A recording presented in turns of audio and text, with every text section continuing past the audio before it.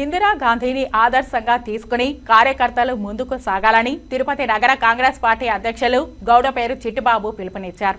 మంగళవారం ఇందిరా గాంధీ జయంతిని పురస్కరించుకుని తిరుపతిలోని పాత మున్సిపల్ కార్యాలయం ఎదుట రాజీవ్ గాంధీ విగ్రహం వద్ద ఆమె చిత్రపటాన్ని ఉంచి పూలమాలలు వేసి అంజలి ఘటించారు. ఈ సందర్భంగా గౌడపేరు చిట్టిబాబు మాట్లాడుతూ తొలి మహిళా ప్రధానిగా భారతదేశాన్ని ఎంతో ధైర్య సాహసాలతో ముందుకు నడిపించారని అన్నారు. తన తండ్రి జవహర్లాల్ నెహ్రూ ఆశయాలకు ఆలోచనలకు అనుగుణంగా దేశాన్ని ప్రగతి వైపు నడపడంలో ఆమె చూపిన ధైర్య సాహసాలు చరిత్రలో నిలిచిపోతాయన్నారు. ప్రస్తుతం భారతదేశం ఎదుర్కొంటున్న పరిస్థితుల నుంచి కాపాడడానికి జాతీయ నాయకుడు రాహుల్ గాంధీ నాయకత్వాన్ని బలపరుస్తూ ప్రతి ఒక్కరూ ముందుకు సాగాలని అన్నారు. పిసిసి ఉపాధ్యక్షుడు రామ్ భూపాల్ రెడ్డి మాట్లాడుతూ తన తండ్రి జవహర్లాల్ నెహ్రూ దేశ ప్రధాని మంత్రిగా ఉన్నప్పుడు ఆయన కార్యదర్శిగా ఉన్న ఇందిరాగాంధీ ఎలాంటి జీతం తీసుకోకుండా పనిచేశారని తెలిపారు. దేశ స్వాతంత్ర ఉద్యమంలో తన తండ్రిని బ్రిటిష్ వారు అరెస్టు చేసి జైల్లో పెట్టినప్పుడు వానర సేన పేరుతో పిల్లలను ఏకం చేసి తనదైన శైలిలో ఉద్యమాన్ని నడిపించారని అన్నారు.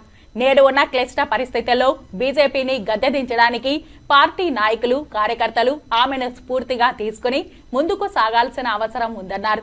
నెల్లూరు జిల్లా ఇన్ఛార్జ్ మాంగాటి గోపాల్ రెడ్డి మాట్లాడుతూ దేశ ప్రధానిగా ఇందిరాగాంధీ అనేక కీలక నిర్ణయాలు తీసుకుని ప్రపంచ దృష్టిని ఆకర్షించి ఉక్కు మహిళగా పేరు గడించారని కొనియాడారు. ఎస్ఈసెల్ జిల్లా అధ్యక్షుడు చిత్తూరు శివశంకర్ మాట్లాడుతూ దేశభక్తితో పేద బడుగు బలహీన వర్గాల అభ్యున్నతి కోసం అనేక పథకాలను తీసుకొచ్చి అమలు చేసింది ఇందిరాగాంధీ అని అన్నారు. భారతదేశానికి ఇందిరాగాంధీ తర్వాత మరొక మహిళ ప్రధాని కాలేదని తెలిపారు. బీసీసీఎల్ జిల్లా మాజీ ప్రధాన కార్యదర్శి సింధూజా మాట్లాడుతూ నేటి తరం యువతి యువకులు ఇందిరాగాంధీ జీవితాన్ని అధ్యయనం చేస్తే వారిలో పోరాట స్ఫూర్తి పెరుగుతుందన్నారు. ఏ సమస్య అయినా ఎదుర్కోగల ఆత్మస్థైర్యం కలుగుతుందన్నారు. ఈ కార్యక్రమంలో పిసిసి ప్రధాన కార్యదర్శి తమట వెంకట నరసింహులు, ఎస్టీసెల్ జిల్లా అధ్యక్షుడు స్వరూప్ నాయక్, డిసిసి ప్రధాన కార్యదర్శి లోకేష్, తిరుపతి నగర ప్రధాన కార్యదర్శి తలారి గోపి, ఎంఎస్యుఐ రాష్ట్ర కార్యదర్శి మల్లికార్జున, జిల్లా అధ్యక్షుడు శివబాలాజీ, తిరుపతి 46వ డివిజన్ కాంగ్రెస్ పార్టీ అధ్యక్షుడు మోహన్, ఎస్సీ విభాగం రాష్ట్ర convener Boyana Narendra, PCC BC cell మాజీ కార్యదర్శి బయట గోపి, నాయకులు సుబ్రహ్మణ్యం తదితరులు పాల్గొన్నారు. తిరుపతి నగర కాంగ్రెస్ పార్టీ ఆధ్వర్యంలో ఘనంగా నివాళులర్పించడం జరిగినది. ఇందిరమ్మ గారి ఆశయాలు ముందుకు తీసుకెళ్లాలని మేము కాంగ్రెస్ పార్టీ తరఫున ఇందిరమ్మ గారు ఆమె చేసినటువంటి సంస్కరణలు ఎన్నో విషయాలు చెప్పాలి.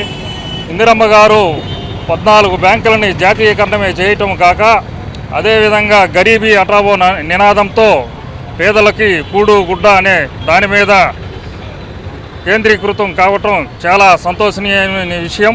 అదేవిధంగా భారత్ పాకిస్తాన్తో జరిగిన యుద్ధంలో ఘన విజయం సాధించడంలో ఇందిరమ్మ గారు కీలక పాత్ర పోషించడం చాలా గర్వకారణము.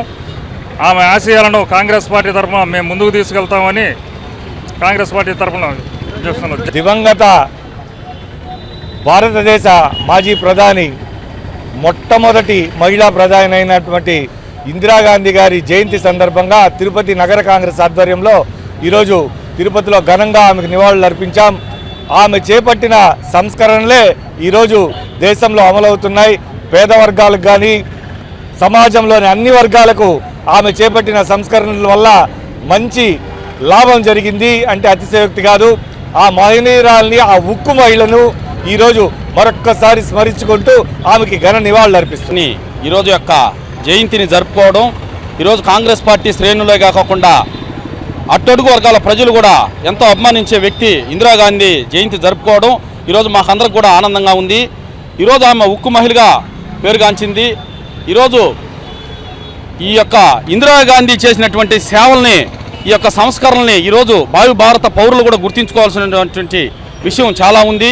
ఇందిరాగాంధీ గారు 3 పర్యాయాలు ప్రధానమంత్రిగా కాకుండా 4వ పర్యాయం కూడా ఆమె ఇందిరాగాంధీ గారు ప్రధానిగా చేయడం, అదేవిధంగా ఈరోజు ఆమె చేసినటువంటి సంస్కరణలు ఈరోజు ఇందిరాగాంధీ పేద బడుగు బలహీన వర్గాల ఆశాజ్యోతిని చెప్పుకోవడం మేమందరం కూడా గర్విస్తున్నాము.